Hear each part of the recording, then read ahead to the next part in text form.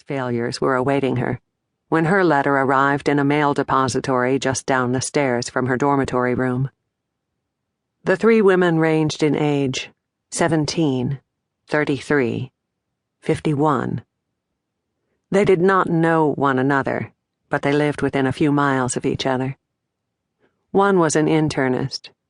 One was a public middle school teacher. One was a prep school student.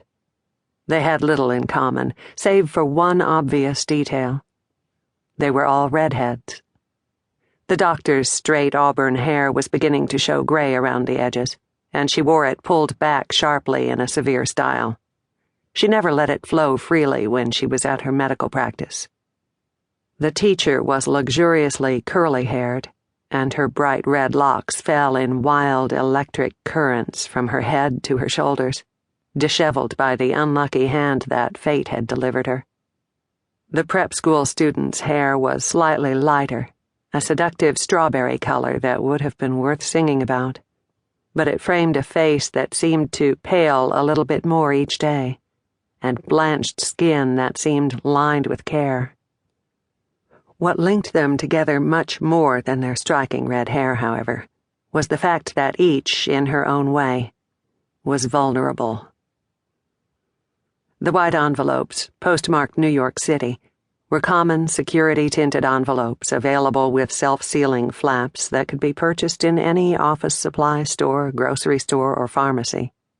The message within was printed on plain white 20-pound weight common notepaper by the same computer.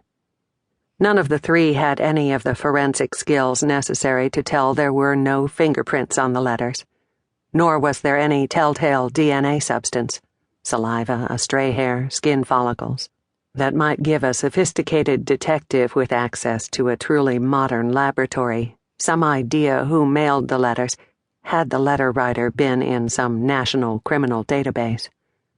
The letter writer was not.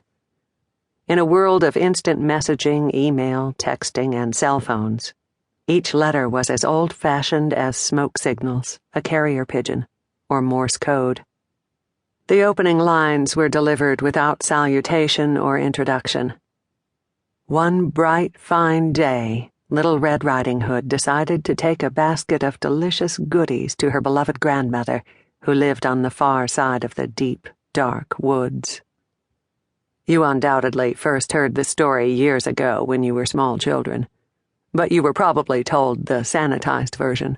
The grandmother hides in her closet, and Little Red Riding Hood is saved from becoming the big bad wolf's next meal by the brave woodsman with his sharp axe. In that retelling, everything ends happily ever after. In the original, there is a far different and much darker outcome. It would be wise for you to keep that in mind over the next few weeks. You do not know me, but I know you. There are three of you. I have decided to call you Red 1, Red 2, Red 3. I know each of you is lost in the woods. And just like the little girl in the fairy tale, you have been selected to die.